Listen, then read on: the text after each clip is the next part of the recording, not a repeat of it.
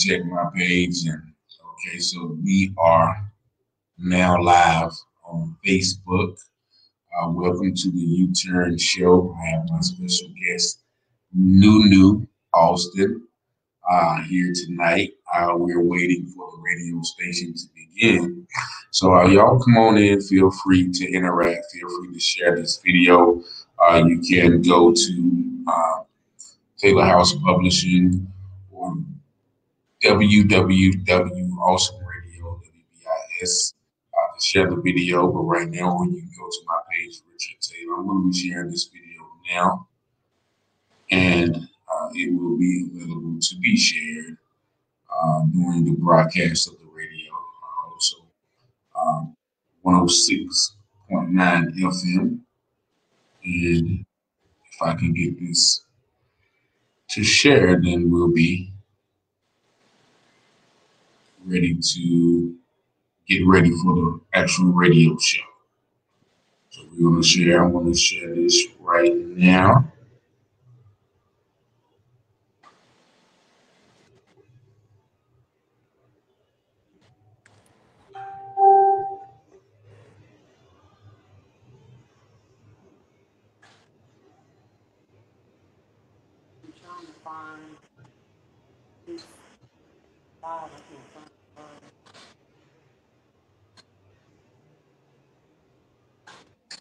Okay, so I just actually shared that and tagged you in it. I'm going to go ahead and switch over to the radio channel, so y'all won't be able to hear me, but in just a couple more seconds, you'll be able to hear us live on the radio.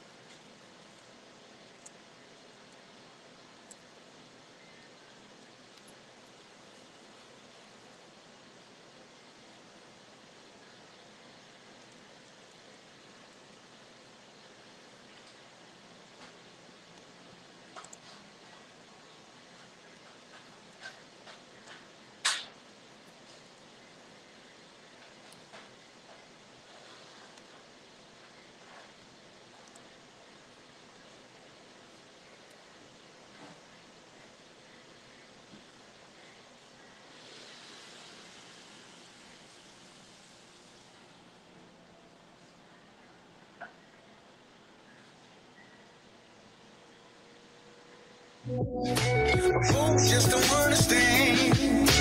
Trying to do all I can to deal with this addiction in me. Lord, I want to change.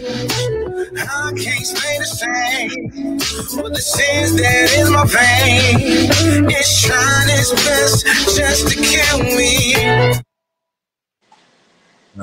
Good evening, ladies and gentlemen.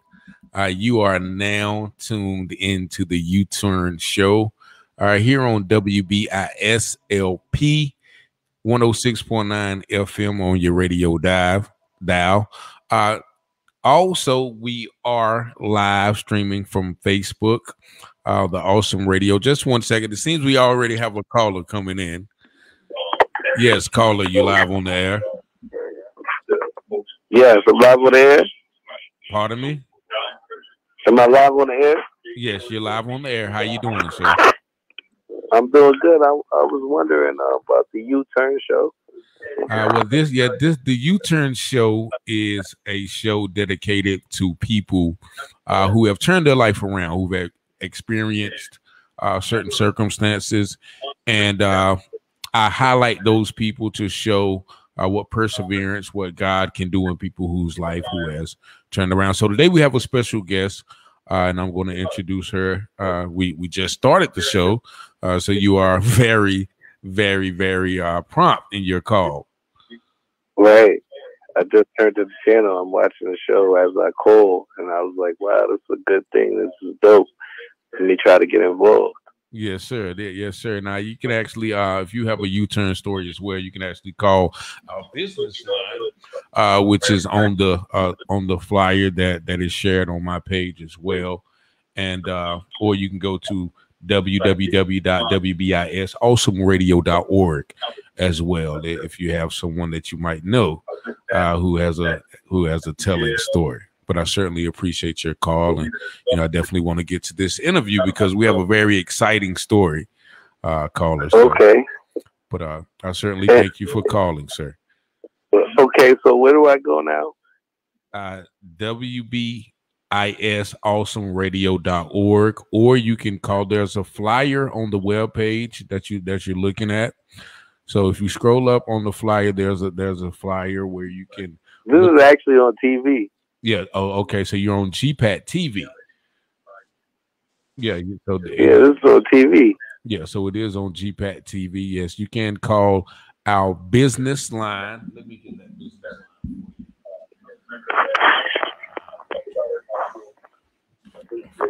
line.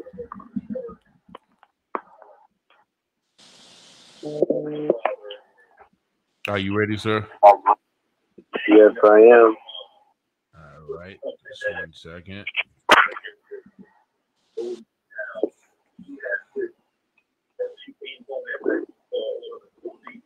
That business line is 252-756. Yeah, 252-756-3137.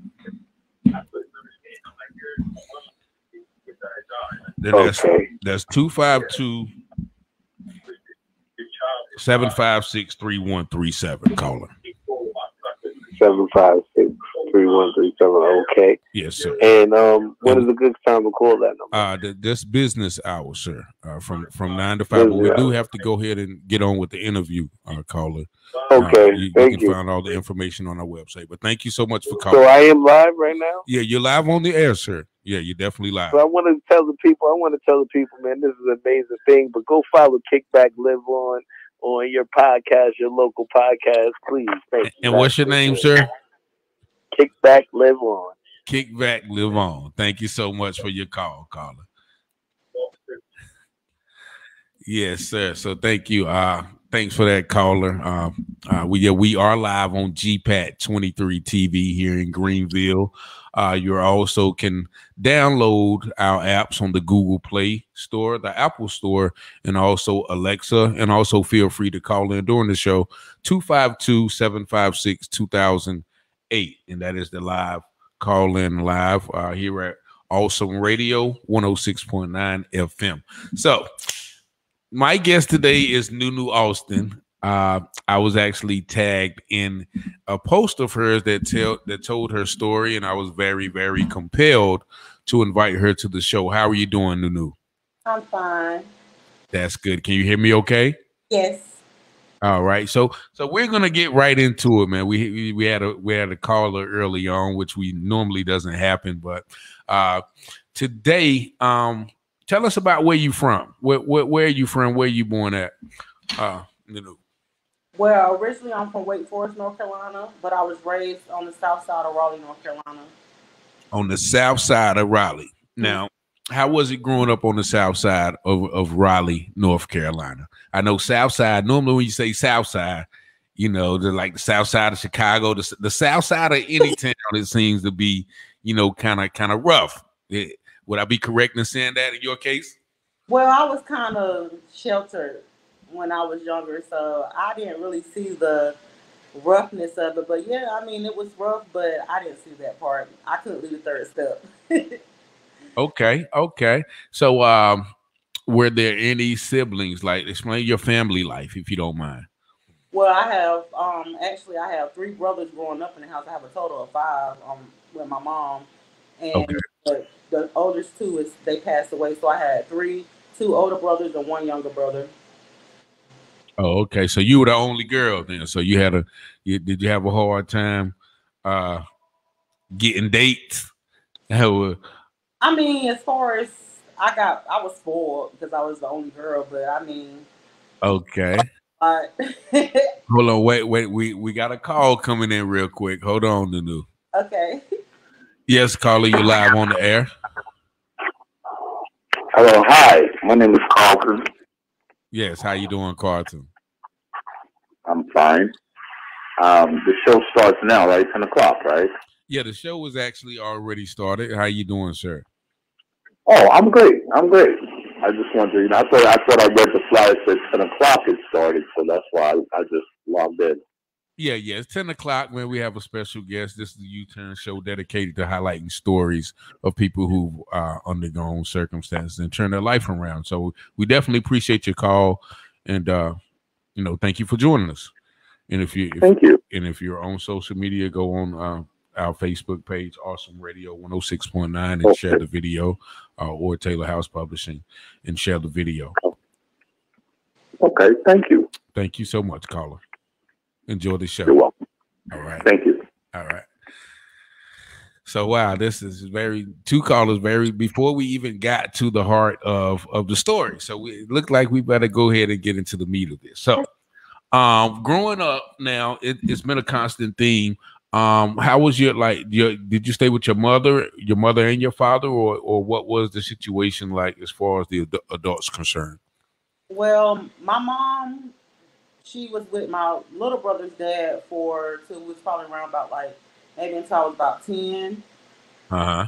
She got with my stepfather when I was about 12, and he was the father figure in my life from 12 until he passed away. Okay. Now, would you say he was a good father figure? Oh yeah. Okay. Yeah. And Flossie Lang said, "Good evening, NuNu." With the heart. So he was very good to you. Like a lot of people have, adverse experiences with stepfather. So in your case, it wasn't the norm. He was actually good to you. Yeah, I was spoiled. Okay. All right. So now growing up after high school, what did you do after graduation? I graduated in 2003 from Enloe High School, and then in 2004 I went to Job Corps in Morganfield, Kentucky, and I got my CNAs, and I transferred to do advanced training, but I didn't finish though. I transferred to St. Louis Job Corps. Okay, so all that transpired in how long of a period of time? A year. I graduated 2 years because I graduated 2003, and I was back home in 2005. 2005. So from 2005 to let's say 2009. How was your life going at that time from that 4-year period? Well, I worked in nursing fresh out of Job Corps. I started in nursing, working with patients with severe mental disabilities within the first month home in 2005. And I did that and worked at other home care agencies up until about 2000 up until 2009. Okay, and the reason I say 2009 because something happened in 2009 that pretty much changed your life, right? Until this day. It's still a life-changing experience. What happened? What happened in 2009 that threw the curveball in your plans of adulthood and CNA and everything that you had going on? Well, in 2009, around about May, I moved back home with my mom and stepdad.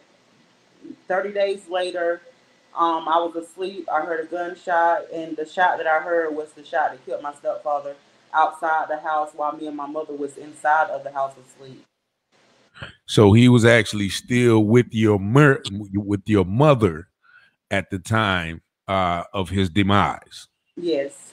And so both you and your mother were there at the time of it. Was it early in the morning, late at night? Yeah, when I heard the gunshot, the first thing I did was set up and looked at the clock. And I still remember this day what the time was. It was 3:40 a.m. In the morning? In the morning.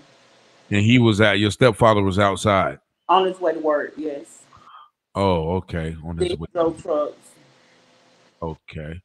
And did you get up and see the body or what happened? Did y'all just automatically call the police? Oh, no. I hopped up, then my mom ran to my room and asked me, did I hear the shot? And I told her, yes. I asked where my stepfather was. She told me he was going to work, but she told me to call his phone and make sure. At that time, we just heard the shot. We didn't really know, what was going on. So I called my stepfather. He went and pick up. I kept calling. He still didn't pick up. My mom called the ambulance. By now, she's on the phone with 911. And I actually hung up from calling my stepfather and tried to call 911 because my mom was so hysterical. I couldn't even understand what she was saying. So she said, I heard her scream that she seen car lights, and that's when I ran to the front and I looked out the window thinking I was going to see like the car or something like that. Well, I seen him laying face down on the ground. So very traumatizing. Okay. And so after that happened, you were actually charged or arrested with the murder. 2 weeks later, yes. 2 weeks later, they came and arrested you. Mm-hmm. Now, did they also arrest your mother? No. Okay. And why would they think, or what circumstances made them arrest you? You know, why did they just automatically assume that you may have had something to do with it? Well, at first we didn't really know why. You know, we didn't know the why. Probably about 6 months later, my oldest brothers were released from prison, and the cops had went to go question a family member. He went down there to question the cops, and they told him that they knew that I didn't do it, but they felt like I knew who did. So basically, yes. Go ahead. I'm sorry. Oh, I said that was the reason, I guess, for arresting me, because they felt like I knew something. So basically, they arrested you thinking that you knew something and was hoping that you would give them information on who possibly have committed the murder. Right. So, and what did you tell them in those instances? You know, I'm pretty sure they questioned you vigorously and you know, were you held without bond, or did they give you? I was held without bond, but the crazy thing is they didn't question me when they arrested me. They just arrested me and put me in jail. They questioned me before, and I told them then I didn't know anything. I just moved back home. I didn't know nothing. I only been home for 30 days. Okay. Now, with that, did they ever question anybody else in your family? Yeah, they questioned my brothers. They questioned my mother. I think they questioned my cousin, but I think that's it. They just questioned my cousin because I was with her every day. Okay. That's it. I think that's it. And out of all the people they questioned, you were the only one they arrested. Right. Like, was there, like I said, now, was there any history of, you know, like abuse towards like mom or anything like that? Because I know a lot of times, sometimes, you know, if that was the case, you know, like, I mean, I know if somebody was hurting my mom, you know, I would do something to them. But was there any hints of abuse in that manner? No, like I felt they got along fine. You ask me. Okay. I mean, I can't tell you if they argued, they didn't argue in front of me. Like, Definitely. Had a good relationship. And I only had been home 30 days, and them 30 days, they were fine. Okay. So then they arrested you 2 weeks later. Like, what was going through your mind? Like, everything. Like, I was like, so, like, what? So, I went back to work probably about a week later because I just had to get my mind clear. Like, every morning I'll wake up to a gunshot in my head. Like, I had flashbacks where I couldn't keep dealing with it. I was like, I have to do something to occupy my time because his death was really hurtful to me because that was like my dad. So I went back to work, and the day I got arrested, I was actually at work. I had went to my last client, which was my auntie, and I noticed we was getting followed. And my cousin, she felt really uneasy. She was like, something's wrong. And I was really nonchalant about it because I just didn't see me getting locked up. I'm like, well, they following me. It's okay. Don't worry about it. I ain't did nothing. But when I got back and I took my auntie to the grocery store, that's when they came and told me that they just wanted me to get my phone. And I said, I don't want the phone. You guys keep harassing me. Just leave me alone. And then they said they left and they came back to the car and said, get out the car, you're under arrest for obstruction of justice. And at that time, honestly, I didn't even know what obstruction of justice was. I just did a little hee and got out the car. Cut off the car and got out the car like, what is obstruction of justice? What is that? And when they put my hands and handcuffed, they was like, Carletta Alston, you are arrested for first-degree murder. And I lost it. Wow. I was like, what? Are you serious? So, yeah. So the whole time, so how long did you stay in jail for those charges? For 364 days. So 1 day less than a year. Throughout all of that time, they never questioned you. Nope. Did you have a did you go before, like, you know, I've been in jail a few times. So did you go like for an arraignment or preliminary hearing? No. Not, did they even give you a court-appointed lawyer? I had a court-appointed lawyer, yes. And what was he? I mean, did you have any communication with him? I'm not sure, but he was awesome. He was on my side 100%. To be a court-appointed lawyer, he was awesome. He believed me. He believed I was innocent. He said he was going to treat my case as if I paid him millions of dollars for him to do, be there for me. So he did awesome. He got a private investigator in, and everything, because they said that it was specks of gunshot residue on my gown. Come to find out, it was cleaning supplies. Wow. So he was wonderful. So they got your gown and said it was gunshot residue on it. So, and basically, so it sounds like they were just grasping for straws. Yeah. You know, as one would call it now. So what, we got about a minute left for a break. What was your time like in jail, facing a horrendous charge? Honestly, I made the best out of it. It was hard. It was rough, but I had a lot of people that I met, and they kept me uplifted the whole time. I never lost faith. I knew I was coming home. I just didn't know when, but I knew I was coming home. Okay, so did you have a lot of support system as far as supported me the whole way, because everyone knew I was innocent. Everybody knew I didn't do it because I don't have the heart to hurt anyone. So everybody knew. So I had a very, very, very big support system.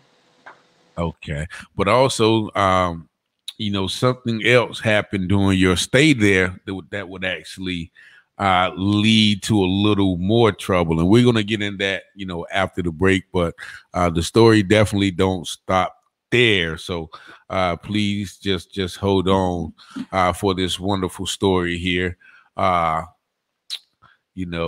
Christine Bouncer, I assume you do know her. She says, yep, you don't have the heart. I guess I assume.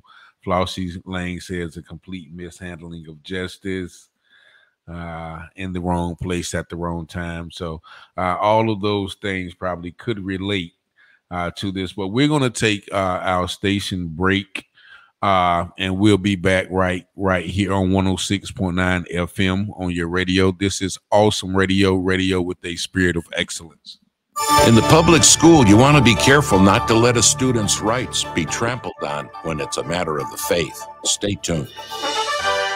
Here's a story worth hearing from attorney David Gibbs Jr. of the Christian Law Association. Pastor Michael had a high school senior in his youth group, and one day she told him that her public school was refusing to let her use a Christian quote for her senior quote, despite the school allowing students of other faiths to use quotes important to their religion. He called our attorneys to see if we could offer some help to this young lady. We were glad to help. Our attorneys assured Pastor Michael that it was absolutely illegal, unconstitutional for the school to disparage this girl's Christian faith while supporting those of other faiths. It would be our privilege to step in, and we did. This young lady was able to keep her faith protected. In America, vigilance is the requirement of religious liberty. The legal landscape is certainly changing for Christians, so let the Christian Law Association be your compass and guide. Free legal resources are just a click away at christianlaw.org. For example, you'll find legal brochures, case updates, our e-alert newsletter, and a complete publication catalog, plus MP3 sermon downloads from Dr. Gibbs, all at christianlaw.org. Death before sin? This is Ken Ham, and we've produced a family-friendly Answers Bible curriculum. Genesis tells us God's original creation was very good. So what happened? Well, God gave the first man, Adam, a command, and he chose to disobey God. Genesis tells us his choice brought death into creation. In the New Testament, we're reminded that it's because of one man's sin that we all sin, and therefore we all die. Scripture is clear. Death comes because of sin. Now, many Christians try and fit millions of years into Genesis, but that always puts millions of years of death before sin. We don't need to somehow fit a secular interpretation of the evidence into the Bible. When we start with God's Word, we have a trustworthy eyewitness account. Why should the issue of the age of the earth and evolution matter to Christians? Get answers when you visit our website at AnswersRadio.com. Discover more at AnswersRadio.com. Hi, this is Wendy Key. You're listening to Awesome Radio 106.9 WBISLP. Lord, I hope this ain't your plan for me to die up in these streets. Oh Lord, can you help me?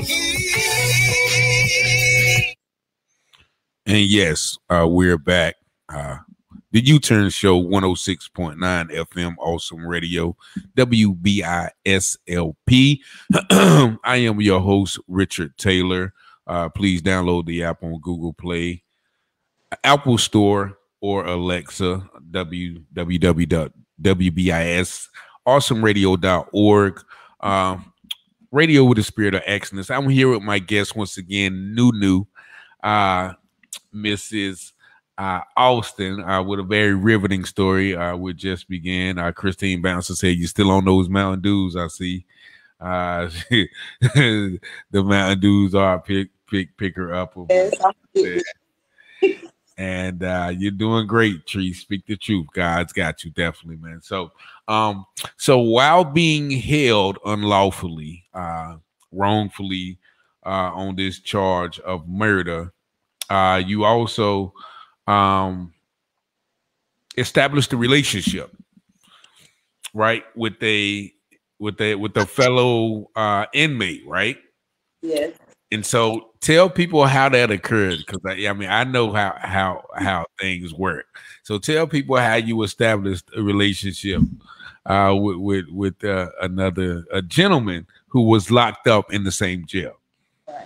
Well, around October of 2009, I started talking to a guy in the toilet bowl. So let me give you a brief description of the toilet bowl. So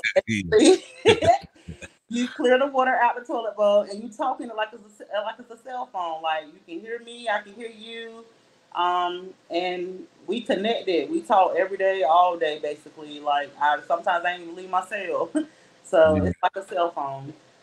And actually, it's because I've been to jail too, I can vouch for the toilet bowl, or the vents as well. We talk through the vents. So, but yeah, so you established this relationship with this gentleman, and he was actually, what was he in jail for?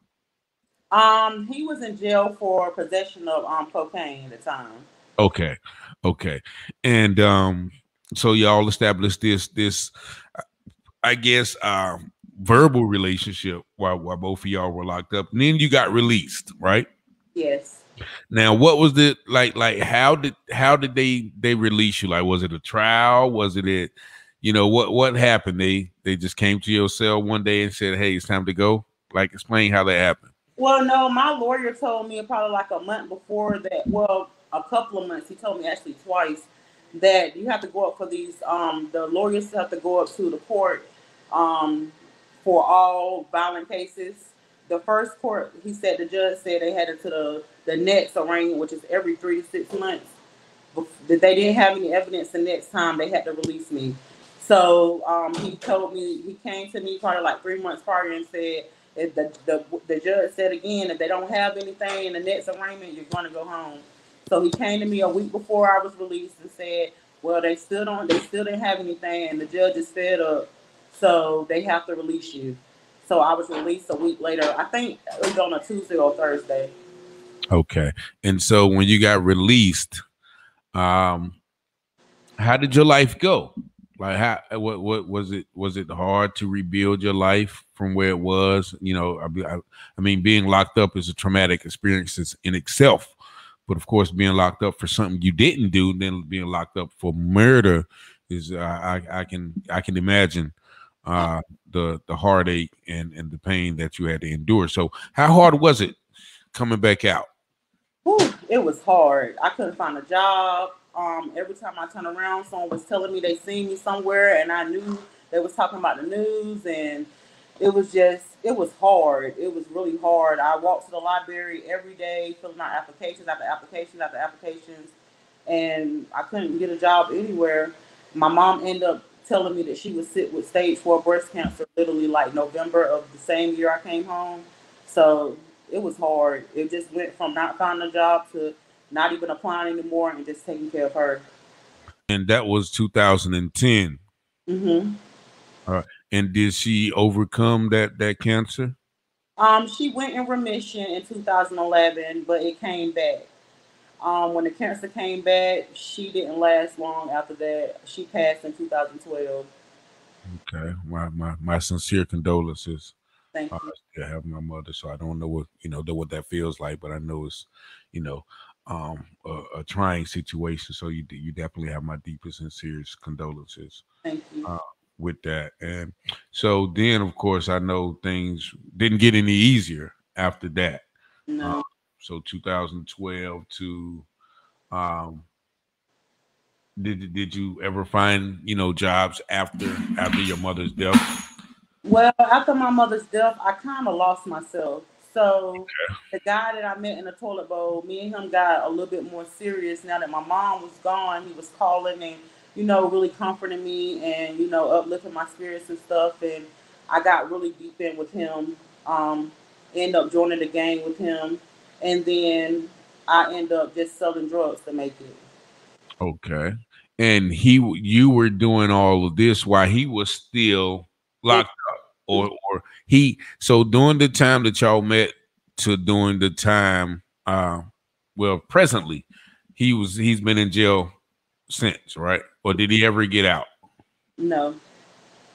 Okay.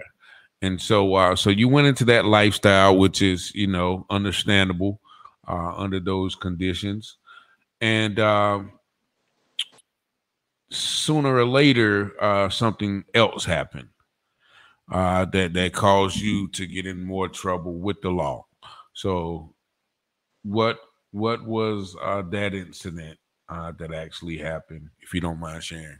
No, I don't mind sharing. So October of 2015, my boyfriend at the time, he had called and asked me to make a three-way phone call for him. I didn't think nothing of it. I always make three-way phone calls for him, even though I know it say not to. I mean, I still always of it. Put the phone down, didn't think nothing of it. When the phone call was over, it was over. And then January of 2016, they locked me up for the same phone call that I put the phone down for. So, and it was because a threat was being made. So you saying October of 2015, the call was made, and then January of next year, they arrested you. And what was the charge that they arrested you on? It was conspiracy to witness tampering, obstruction, and it was like 3 other charges too. I can't remember the name of them because the only charge that actually I was charged with in the end was conspiracy to witness tampering. Witness tampering. So what were the witnesses supposed to be witnessing to that he allegedly will want to threaten them? Well, to come to find out, the feds was actually building a case on my ex. Okay. And I don't know, what variable possession he what valuable the guy was to them or nothing like that, but they was building the case. So with them building the case, I'm pretty sure with him being considered as a witness, they was questioning him or had information from him. Okay, so sort of like I think they call it the RICO law. Yeah, that's exactly. Trying to hit them with the corrupt organizations, racketeering, and organizations act, whatever those things. So that's what they were trying to get him with the testimony of other people. Did they ever end up convicting him? Yeah, they did convict him last year. Yeah, last year. Okay, wow. Because I know they don't. That's those charges they give you very, very, very exorbitant amount of time for those. 24 months.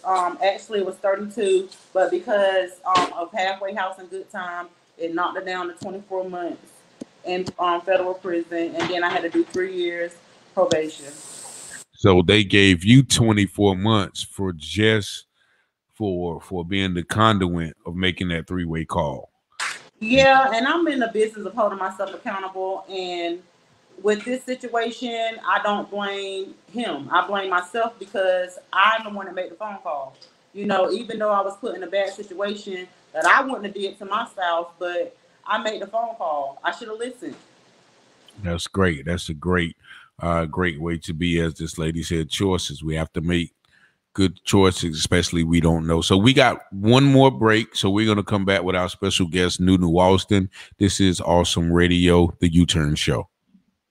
Join Pastor Corbett each Thursday beginning August 5th at 9 o'clock a.m. on Awesome Radio for a weekly broadcast entitled Marriage and Relationship Matters from a Christian Perspective. There will be topics discussed such as courtship and marriage, healthy relationships, and why you should get married. This broadcast will offer engaging conversations about what it takes to build stronger, healthier marriages and relationships.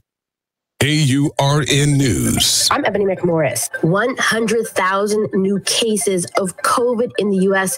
in just 24 hours. The top states affected: California, Texas, and Florida. Now, on ABC News, Dr. Fauci warned that things will get worse. Now, concerning a lockdown, he said this. We're looking not, I believe, to lockdown, but we're looking to some pain and suffering in the future because we're seeing the cases go up. Now, this while many hospitals are being overtaken by the amount of cases that are coming in and unable to deal with it. Mary Mayhew, president and CEO of the Florida Hospital Association, is also taking note of another change that we're seeing with hospitalizations. It is absolutely affecting a younger population. In Jacksonville, one of our hospitals, their average age now is 42 years old. We have 25-year-olds who are in the hospital in intensive care on ventilators. For AURN News, I'm Ebony McMorris.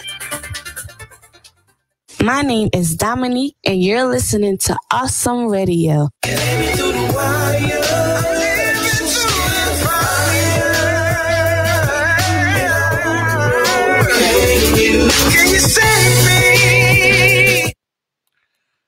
Yes, we're back. 106.9 FM Awesome Radio, WBIS LP. This is Richard Taylor, the host of the U-Turn Show. Feel free to call in on this last segment, 252-756-2008. Here with the wonderful guests who've been through just a wow experience. NuNu Alston. NuNu says, Flossie Lane said, NuNu still has that smile. Now that's God, definitely a beautiful smile. Definitely Christine Bouncer, get the book County Life book series, and hopefully we'll be able to talk about that.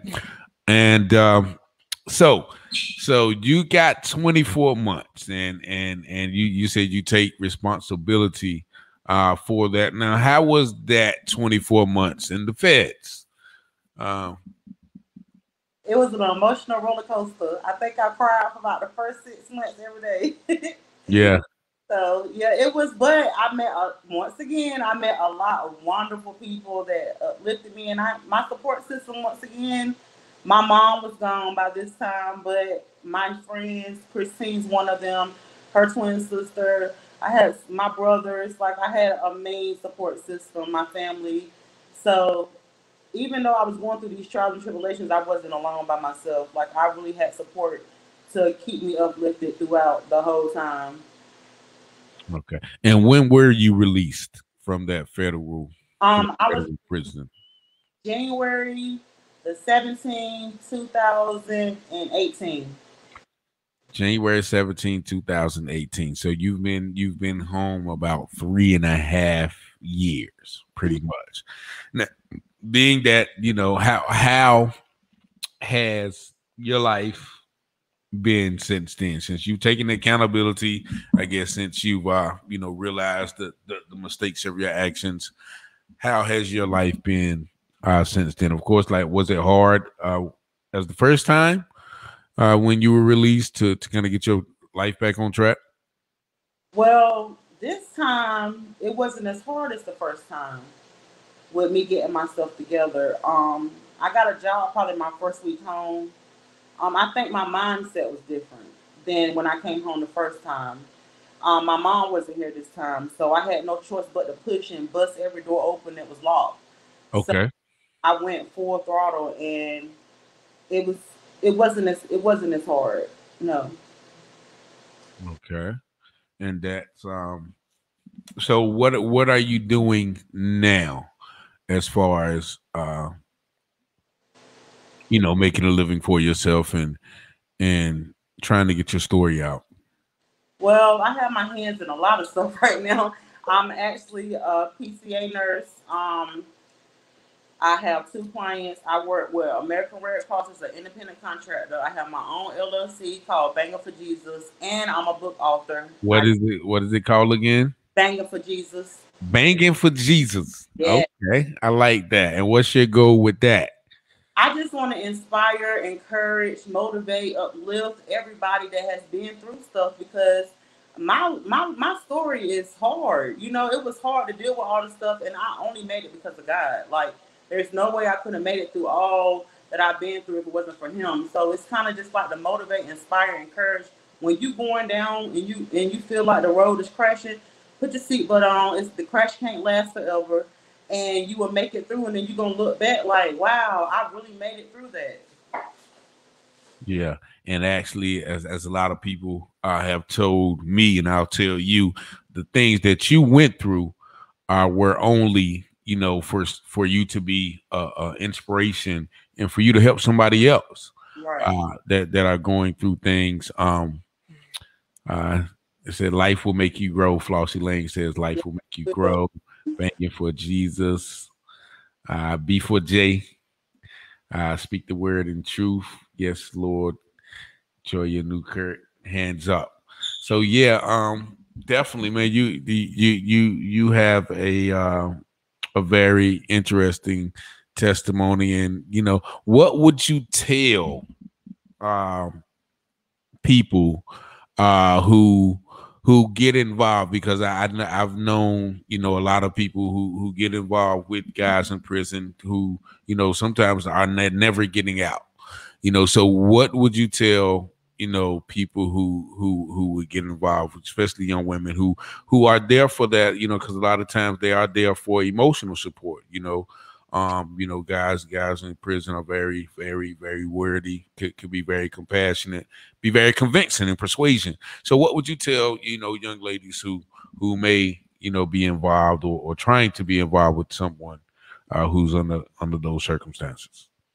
I wouldn't suggest it personally. And now that I have been in prison myself, I can tell you, out of 100% of the people, only 20% of the people do exactly what they're going to say when they come home. So you have to be literal with it. When you're in jail, all you can do is think and come up with all types of words. So yeah. Most of the time, I'm not saying that all men in prison is bad and they're gonna just come home and do you dirty. I'm not saying that. What I'm saying is that you have to be careful and cautious, because a lot of times we get involved with these men, and really when they come home, they have a whole new agenda. Mm-hmm. You just have to be careful. Yeah, I've seen that.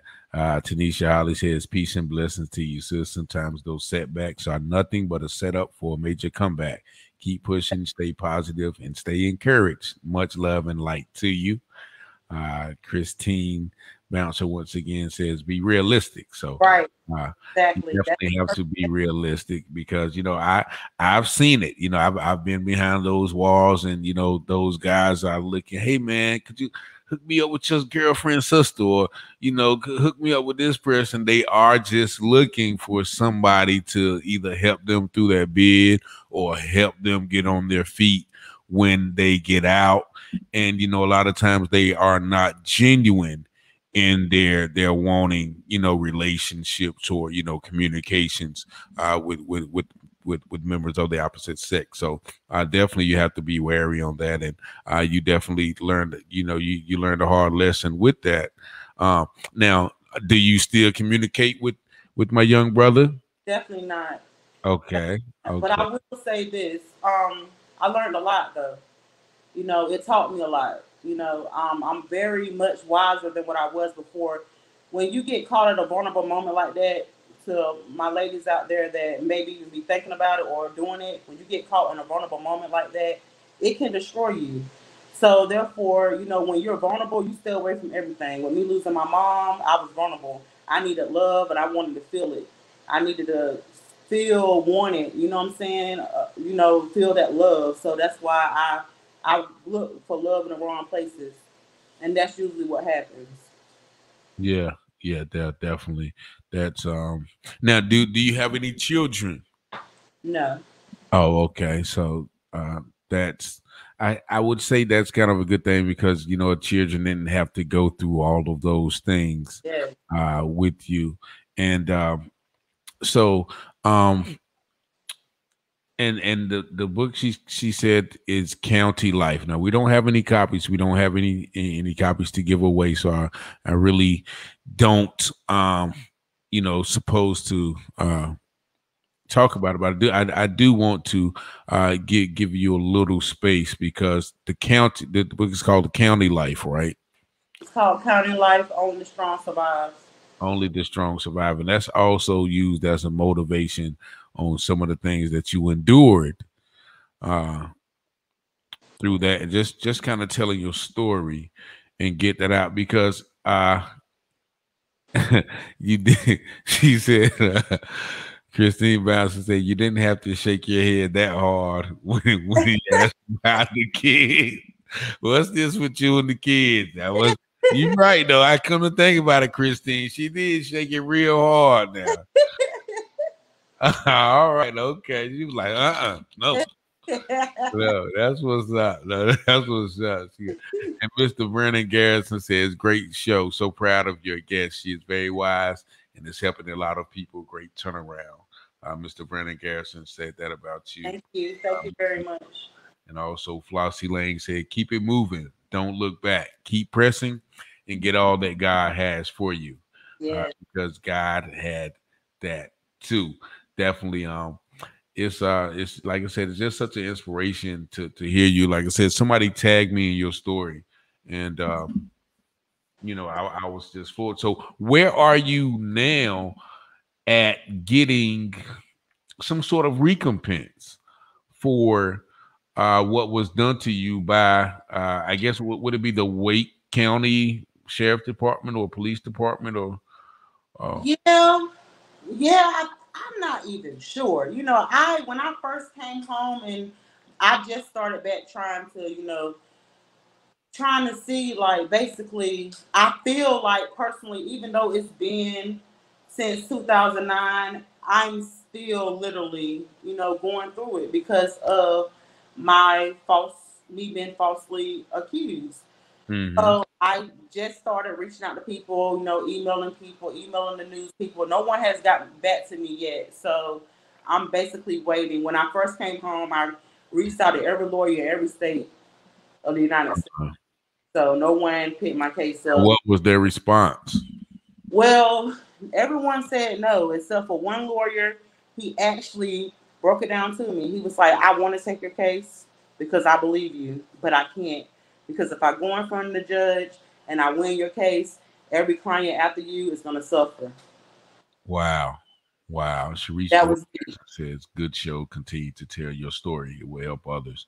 And that's the thing with the judicial system, because there's a lot of politics in place. Like you said, the lawyers know that you were done wrong, and he probably can go in there and get you some reparation for what was done to you. But that would in turn hurt his career if he actually does the right thing. Yep. And that's what gets me, not to harp on my own case, but I was wrongly accused as well, and my lawyer came and gave me a plea agreement before the trial started, and he told me they were going to drop all the charges, and I just have to plead to something real simple, and they'll let me out.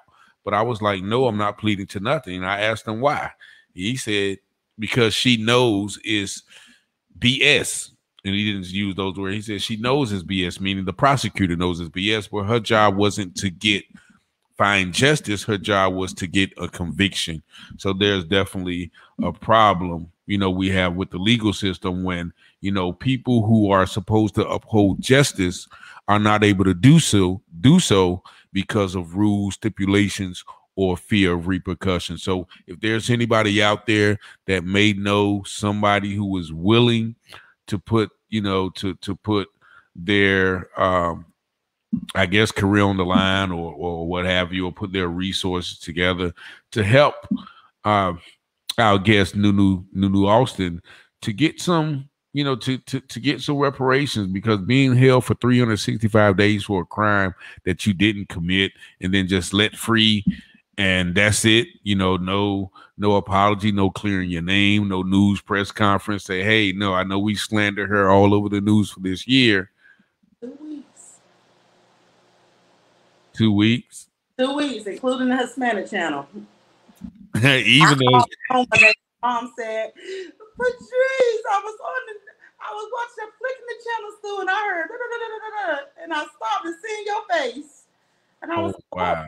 It was a Hispanic news channel. Wow. Tanisha Holly says, so sad, man. There's no justice in the so-called justice system. Flossie Lane said, I don't want to go there. Don't make me go there. Sharice Boyd Jackson said it should be called the legal system, not the justice system. That is very true. Very true. No, everything is legal. Flossie Lane says, see, and that's the thing. Just because, if people think just because something is legal makes it right. But people don't, forget slavery was legal, and so when they come up with all of these legally we can't do that, or legally we just can't, say, give Miss Alston, $500,000 for a pain and surgery. Why? That would be the right thing to do, so but I definitely hope that you're able to. This is just a stepping stone to you being able to tell your story on numerous platforms. I hope someone sees this video and is able to expose, even like I said, stuff like that is 13 years ago, but it never leaves you. It never leaves you. I suffer PTSD and anxiety right now behind my stepfather's death, along with my mother's. Yes, and then and those were, like I said, you said in 2012. So those deaths were 3 years apart only. 3 years apart. And so how I can't even imagine like both people who were very instrumental in raising you. So your support system, what pretty much can consist of what, your brothers now? And I have my brothers, yes, that's one of them, but I have a lot of close friends. Well, I have my Christine Bouncer. She's one of my best friends. Her and her twin sisters are my best friends. And I have a lot of cousins and classmates. I have a huge support system. A lot of people support me, and they really sympathize with what I've been through. They actually give me more credit than I give myself.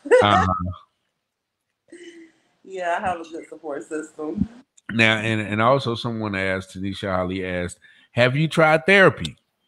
Yes, I actually have been to therapy, which is how I got diagnosed with my PTSD and anxiety. After I got diagnosed with my PTSD and anxiety, I started talking to a therapist, and it worked. It worked. Now, how long did you go see a therapist? And did you ever have that that hesitation of going to see therapists? Because a lot of people have that. Oh, ain't nothing wrong with me. I'm just gonna tough it out. Did you ever have that hesitation? And how long did you actually go through the therapy sessions? Well, honestly, I knew I needed help because I had flashbacks for years, trying to cope with my stepfather's death. Then when my mom passed, I had flashbacks with her death. So I knew I needed help. When I went to prison, it's when I realized I needed help. I subdued, how can I say, I basically used coping mechanisms to keep myself where I didn't realize my anxiety was out the roof. Okay. I used, I would smoke marijuana, you know what I'm saying? Just self-medicate. And so that I wouldn't get anxious, my heart started fluttering. I wouldn't go through that. I didn't like going through that, but I didn't know it was anxiety until I went and talked to a therapist in prison. And he gave me an evaluation. Somebody that's listening probably know what I'm talking about. It's like you got to fill out this form, answer all these questions, and then based on the questionnaire, it tells you basically what your diagnosis is. And that's when he told me that I suffer from PTSD and I have a severe case of anxiety, where I went outside when I first got to the prison yard, and I thought that everyone was coming to fight me, but really they were just going to the dorms and to their classes. But due to the anxiety, I was trying to fight everybody. I was scared to death. I was just like, they trying to attack me.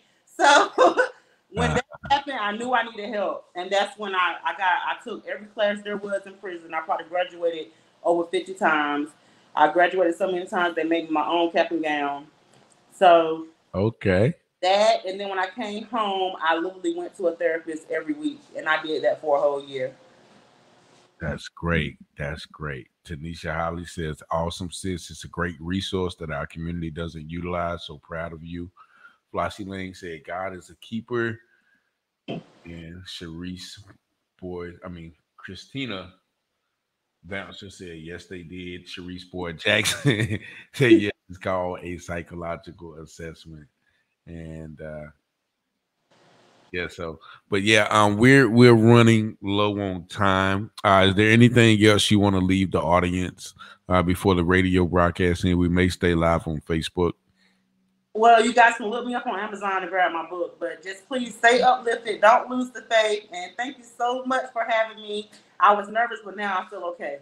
Yeah, then we're probably gonna have to have you on again, because we just kind of scratched the surface. But I once again thank all of you all for interacting. The callers, Miss Lane, Christina, Vernon, Cherise, Tanisha, Flossie, everyone who commented. We certainly enjoyed you, and we will stay live for a bit. But this has been the U-Turn Show. Join us next week. Awesome Radio W. Lord, I need you to smile on me. Lord, I'm pleading. Tell me where you want me to go. I want to be right with you. Oh, and oh, Lord, I'm tired.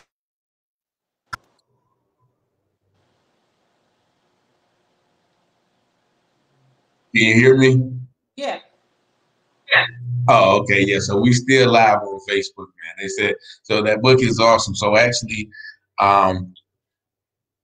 they said somebody said write the book in the chat or drop a link in the comment. The book is awesome.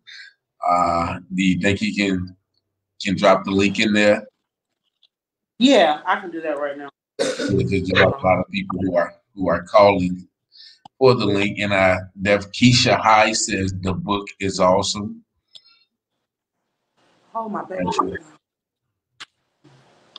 Yeah, but yeah, definitely, man. I appreciate you for telling your story. And, thank you so much.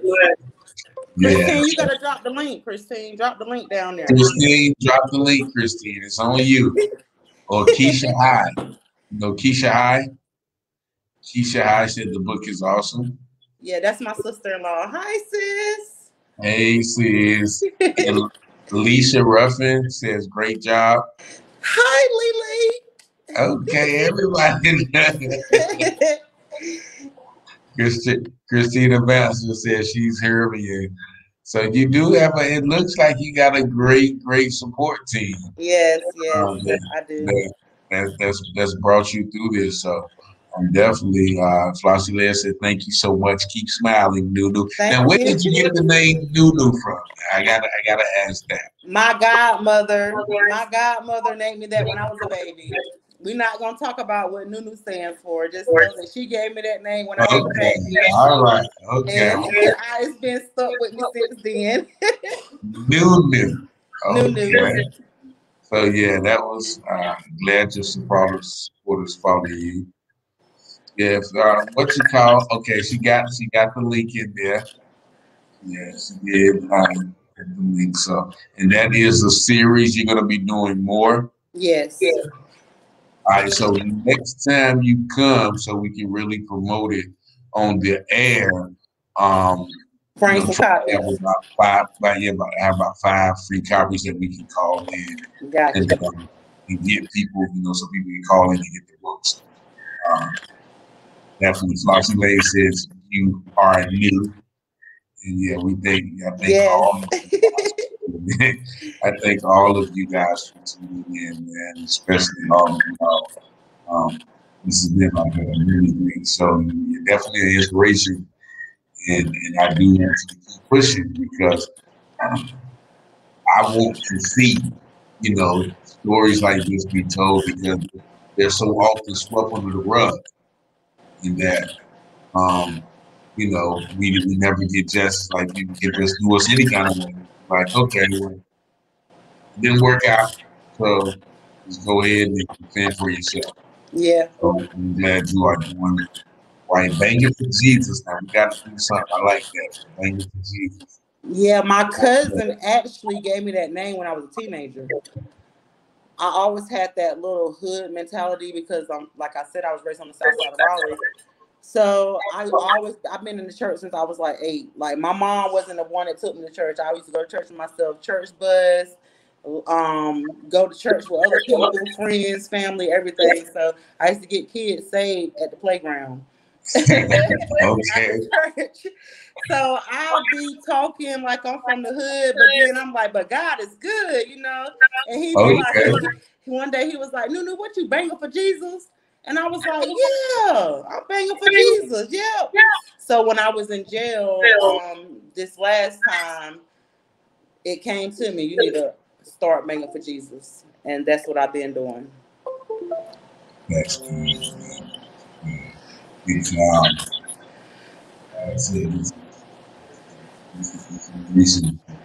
For you, when you were like when you deep in the game, I guess when you started really banging and selling, how did that weigh on your spirit, knowing your upbringing and knowing the call on your life that you have to kind of medicate yourself or kind of just overlook the inside that foundation that you had to live that life? Well, honestly, I didn't think about none of that because I didn't have my mind. Like I was like not even myself. But what I will tell you is that I never changed my personality. I still went out and gave back to the community. Thanksgiving, Christmas, Easter. I had a high rank in the gang. I was the godmother, so that's the highest it can go. So I had more.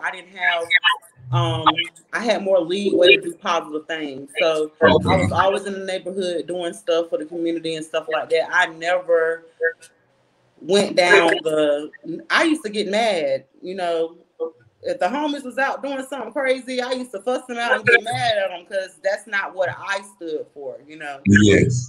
So I never changed my personality, but I didn't feel like I was doing nothing wrong either. I just felt like I was showing love where love was shown to me at the time. Okay. So the way you got out of that was the trip to prison, or had you stopped that before you went?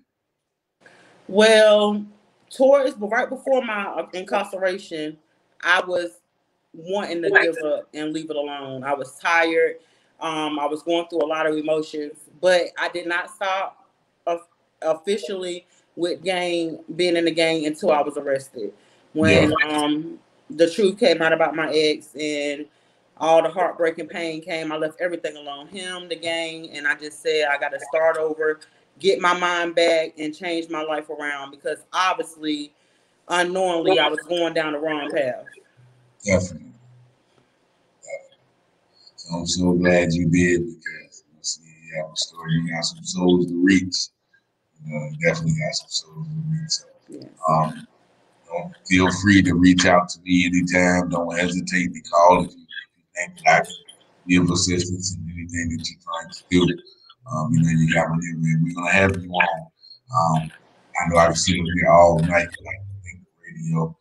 Owner is probably ready to go. So, is there anything else you want to leave us before we go? I just want to say, keep the faith. No matter what you go through, just keep the faith and keep pushing. That's the main thing that's gonna get you through everything. Because we all going through, especially right now. So just keep the faith and just keep pushing, and the storm will not be forever. Definitely. And once again, I want to thank all you guys listening. Make sure, if you're able to tune in next Tuesday at 10 p.m. On the same She Might Find All of Love. What Christina talking about? Right, She Might Driving, Walking. I think that's like certain events y'all doing, maybe. Oh yeah, the wall. We just did the Wall of Love Thursday. On the south side of Raleigh. The Wall of Love is, we connected with a lady outside of Cleveland, Ohio. We put a whole bunch of toiletries, soap, washcloths, snacks, everything on a fence on the corner of Haywood and Lenore and Raleigh, and that it was gone by the end of the night. Okay. So we provided for the community, and the shoebox drive is going to be probably in September. We was going to do it in August, but me and my business partner thought about it. It's a lot of people doing back to school drives. People need stuff in the middle of the school year, so we're going to do one towards in the middle of the school year. That's smart. So that's great. I'm looking forward to it. Like I said, if any way I can be of assistance, please let me know. And just keep in touch with me. It's been such a pleasure having you. Thank you. Once again, look forward to having you again. And thank you all once again for joining us. Thank you so much. All right, y'all have a good night. Okay, good night. All right, talk to you later.